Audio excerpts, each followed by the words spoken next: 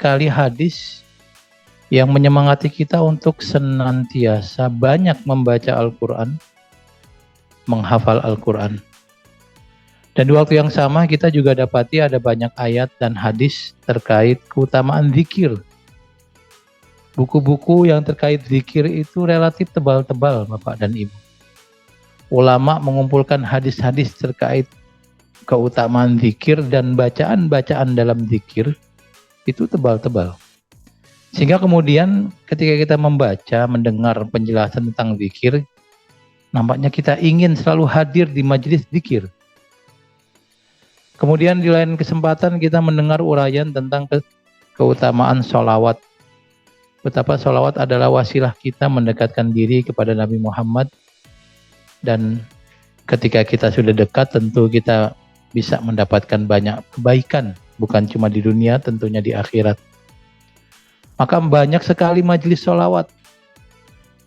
Yang dibaca sholawat, yang menjadi zikir, ucapan-ucapan adalah selalu sholawat.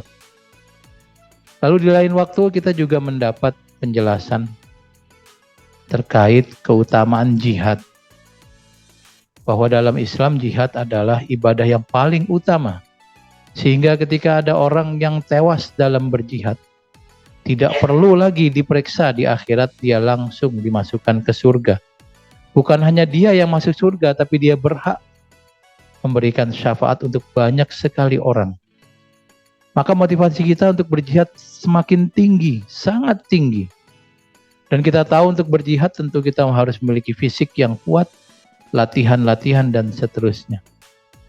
Lalu ada lagi penjelasan-penjelasan hadis-hadis yang isinya keutamaan terkait berbakti pada orang tua. Yang artinya bahwa kita harus fokus menemani orang tua, menjaga, membiayai, membantu, membahagiakan, tidak menyusahkan. Itu artinya bahwa kita harus memiliki waktu yang banyak yang kita siapkan untuk orang tua kita. Lalu ada penjelasan lagi tentang betapa kita dititipi amanah berupa anak dan pasangan baik istri maupun suami. Yang mana keluarga adalah salah satu wasilah kita untuk masuk surga. Ada sebuah hadis yang sederhana tetapi sangat besar motivasi yang ada di dalamnya. Ayyuma mura'atin idza shollat khamsaha wa shamat syahroha wa ta'at zaujaha qila laha udkhulil jannah min ayyi abwabil jannati syi'ti. Perempuan siapapun yang sudah menikah lalu dia selalu sholat, tidak bolong saat Ramadan kecuali uzur, dia taat pada suaminya, dia akan masuk surga dari pintu manapun. Bapak dan Ibu sekalian, dari sini tentu muncul kebingungan bagi yang bingung.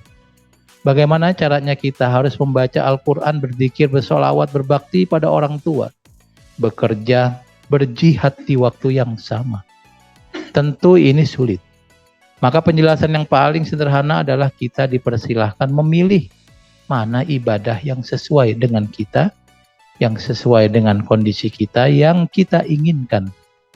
Maka semisal santri ustadz yang memang kesehariannya bergulat dengan atau berkutat dengan pengajaran Al-Quran, patutlah kalau dia membaca banyak Al-Quran. Tetapi di waktu yang sama, orang yang berprofesi lain itu tidak kalah mulianya. Bapak dan Ibu sekalian, saat ini kita berkumpul di masjid untuk melaksanakan sholat sunnah tarawih. Tapi di waktu yang sama ada banyak orang yang masih ada di jalan sebagai ojek online. Tentu ada keinginan untuk hadir di masjid, di musola untuk melaksanakan sholat tarawih, apalagi bersama keluarga. Tetapi mencari rezeki halal itu hukumnya wajib.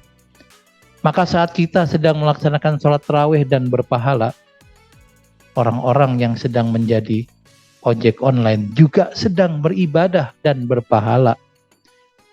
Mungkin pahalanya lebih besar daripada ketika mereka memilih untuk di masjid melaksanakan sholat tarawih. Karena dengan mencari rezeki yang halal, keluarganya bisa hidup, anaknya bisa bersekolah, dia bisa beribadah dengan baik. Di waktu yang sama mungkin ada orang-orang yang sekarang sedang di rumah sakit, baik karena dia sakit atau dia menjadi tenaga kesehatan. Tentu ada keinginan hadir di musola melaksanakan sholat tarawih, tetapi tidak mungkin mereka tinggalkan tugasnya untuk berada di musola. Keselamatan nyawa lebih penting daripada ibadah sunnah. Mencari kesehatan lebih wajib daripada mengaji Al-Quran. Karenanya di waktu yang sama kita sedang beribadah sholat tarawih, orang-orang yang di rumah sakit pun sedang beribadah, baik yang sedang menjadi tenaga kesehatan maupun yang sedang sakit, lalu Allah berikan dia kesabaran, dan sabar adalah sebuah ibadah yang berpahala.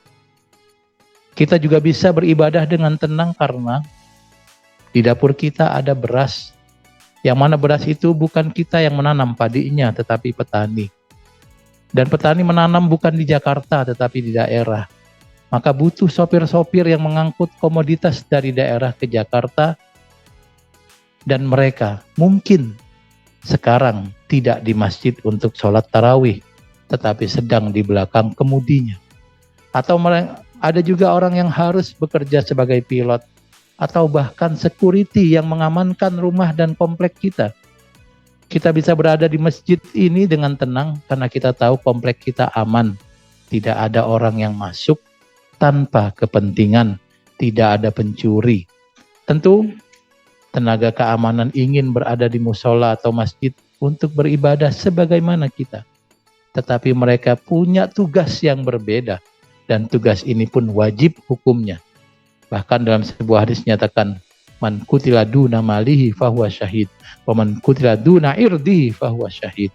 Orang yang sampai terluka apalagi terbunuh karena membela harta yang menjadi haknya atau menjaga kehormatan dirinya, Allah hargai sebagai seorang yang syahid. Bapak dan Ibu sekalian, ini adalah sebuah pengingat bahwa ada banyak ibadah yang bisa kita pilih. Ada banyak pintu yang bisa kita masuki untuk bisa berada ke surga. Tidak melulu pintu itu masjid ini. Tidak melulu pintu itu adalah Al-Quran. Tetapi menjadi suami yang baik, yang bertanggung jawab, yang bekerja mencari rezeki halal, menjadi anak yang berbakti pada orang tua, yang belajar dengan jujur tidak perlu mencontek saat ujian, menjadi tenaga security yang mengamankan orang lain yang bukan keluarganya, menjadi tenaga kesehatan, menjadi supir. Bahkan orang-orang yang sekarang masih berjualan takjil untuk menyediakan berbuka bagi yang berpuasa belum sampai di rumahnya. Itu semua adalah ibadah yang bisa memasukkan kita ke surga. Dalam surat Shad ayat 49 dan 50 dinyatakan, hadza dzikrun wa inna lil muttaqina lahusna ma'ab. Ini adalah pengingat buat kita bersama, dan bagi orang yang bertakwa ada tempat kembali yang terbaik. Jannati adnin mufattahatal lahumul abwab, yaitu surga Eden di akhirat nanti yang pintu-pintunya terbuka. Pintu surga ada banyak Bapak dan Ibu. Bersyukurlah bahwa kita diberikan kemudahan untuk mengakses banyak pintu. Tapi maklumilah ketika ada orang lain yang pintunya tidak sebanyak yang kita miliki. Lalu mereka memilih untuk meredam keinginannya bersama-sama kita di masjid demi melakukan tugas-tugasnya. Mudah-mudahan Allah menjadikan kita dan keluarga kita hamba-hamba yang berbahagia di dunia dan di akhirat, memudahkan kita untuk masuk surga melalui pintu manapun yang nanti Allah berikan pada kita. Lagi-lagi pintu surga ada banyak, kita bisa mengakses, masing-masing kita mengukur mana yang cocok bagi kita sesuai kapasitas dan keinginan kita masing-masing. Bentuknya bisa berbeda-beda, tetapi segala kebaikan akan dinilai Allah sebagai sebuah ibadah, dan ibadah akan mengantarkan kita kepada surga.